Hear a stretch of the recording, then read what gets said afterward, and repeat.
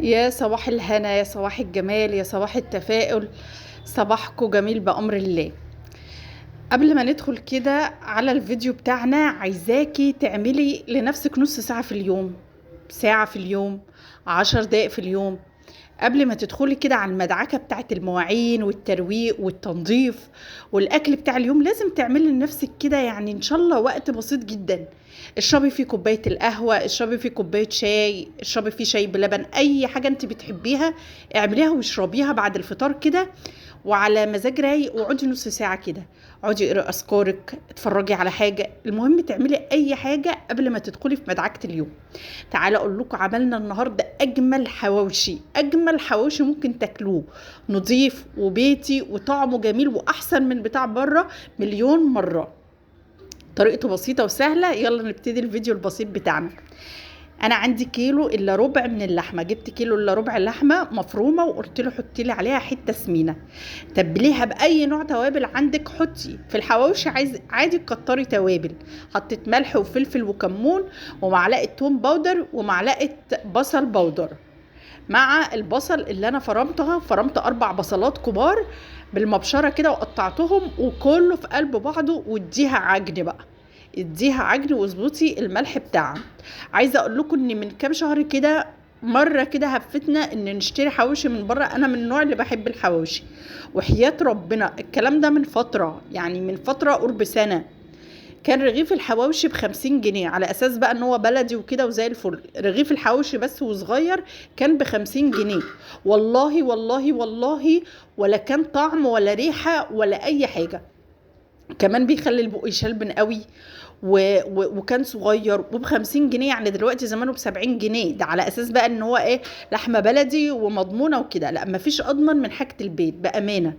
جبت كيلو الا ربع لحمة، عامل 210 كيلو الا ربع، عامل 210 بس. وقطعت عليه بقى شويه بقدونس كده حلوين، والبصل والتوابل بتاعتنا، وافرم يا عم الحاج. والله والله الريحه خيال، الريحه كانت خيال، وطعم لا يقاوم. ولا بقى في شلبانه في بقك، ولا في دهون، ولا في زفت، ولا في دهون، بس دهون اللي هي بالحد المطلوب اللي احنا عايزينه. قطعت كده قرن فلفل حامي، بس قبل ما اكمل بقيه القرن قمت حاطه حته في طبق كده لوحدها من غير شطه، او من غير فلفل حامي، عشان اللي عايز بشطه ياكل واللي عايز من غير شطه ياكل. بس المعظم كان بشطه. وقلبته كده، وانا جبت العيش جاهز. في ناس بتعمل العجينه في البيت وتعمله ويكون افضل برضو، لا انا جبت العيش وعبيته. جبنا ب15 جنيه عيش، ما شاء الله قضى. والرغيف كان فيه كمية حواوشي كده حلوة، كمية لحمة حلوة. تطبعيها بايدك كده وبعدين تحطيها في الرغيف. الرغيف كان اللهم بارك كان مليان. عايزة تحطيه في الفرن حطيه، عايزة تشوحيه على البوتاجاز في طاسة كده شوحيه بنقطة زيت. انا عملت نصه كده ونصه كده، نصه في الفرن وعملت نصه على الطاسة وحطيت فيها نقطة زيت.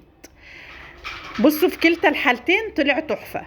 اللي كان في الفرن طلع حلو قوي، واللي كان على الطاسة من فوق برضو طلع حلو قوي.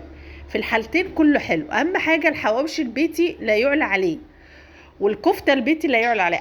اي نعم، ساعات انا بجيب كفتة من بره احلى احلى من الكفتة اللي انا بعملها، بس الضمان اهم حاجة في الموضوع. لا، الحواوشي ده بقى احلى من بره، واضمن من بره، واوفر من بره 100 مرة.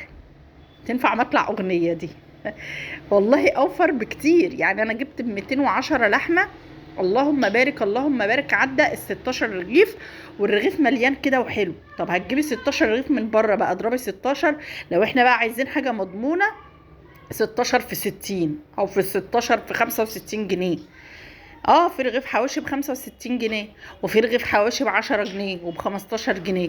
ولا ده مضمون ولا ده مضمون، ولا ده عارفينه حاطين فيه ايه، ولا ده كمان عارفينه حاطين فيه ايه. اسمه غالي وخلاص، وعلى اساس ان هو لحمه بلدي ولحمه مضمونه. لا، سامحوني عند برد. اللي وصل لحد كده يحط لي لايك ويحط لي كومنت ويعمل اشتراك في القناة عشان نكمل مع بعض. خلاص قربت اخلص كده، وهعبي برضو الحبة اللي هناك اللي من غير اللي شايفينهم انتوا هناك دول، اعبيهم دول من غير شطة. وهقصهم كده عشان يبقوا معروفين. هقص العيش من فوق هيبقى معروف، اللي من غير شطة معروف واللي بشطة معروف. وزي ما قلت لكم هدخل شويه في البوتاجاز وشويه على الطاسه من فوق. وزي ما قلت لك يا ست الكل، قبل كل ده ما تنسيش نفسك، اعملي لنفسك كده نص ساعه في اليوم، ساعه في اليوم، اشربي اللي انت عايزاه، كل اللي انت عايزاه قبل ما تبداي كده المدعكه بتاعه اليوم والروتين بتاعنا. حاولي كده تخصصي وقت لنفسك، هتحسي ان كل حاجه بتعمليها في اليوم سهله. لما تقعدي كده مع نفسك تشربي الحاجة اللي انت بتحبيها وتقعدي في شوية روقان كده، تقري أذكارك، تسرحي بخيالك، تتفرجي على حاجة، المهم تعملي حاجة لنفسك بتحبيها. ما تاخديش وقت كتير، نص ساعة بالكتير قوي يا ستي، ساعة بس، محدش هيطول ويقعد ساعة مع نفسه. وتبصي بقى هتلاقي اليوم كله جاي سهل ورا بعضه كده، كله فيه طاقة وكله فيه نشاط وكله فيه حيوية. ربنا يدينا الصحة والعافية ويهدي عيالنا ويخليكم لعيالكم يا رب، اللهم امين، ويصلح حالنا يا رب. مبروك يا جماعة لأهل سوريا، عقبال يا رب فلسطين وأهل غزة، يا رب ينصرهم نصرا قريبا، نصرا عاجلا غير آجلا يا رب العالمين. مبروك لأهل سوريا يا جماعة. بس كده الحوش بتاعنا خلص وكان زي الفل، وبات منه وسخناه وكان زي الفل، ولا بيشلبن ولا اي حاجه ولا فيه دهون زياده، دهونه مظبوطه جدا وحلوه قوي، طعمه في البق وكمان ريحته خطيره جدا جدا. يلا اشوفكم في فيديو جديد، مع السلامه.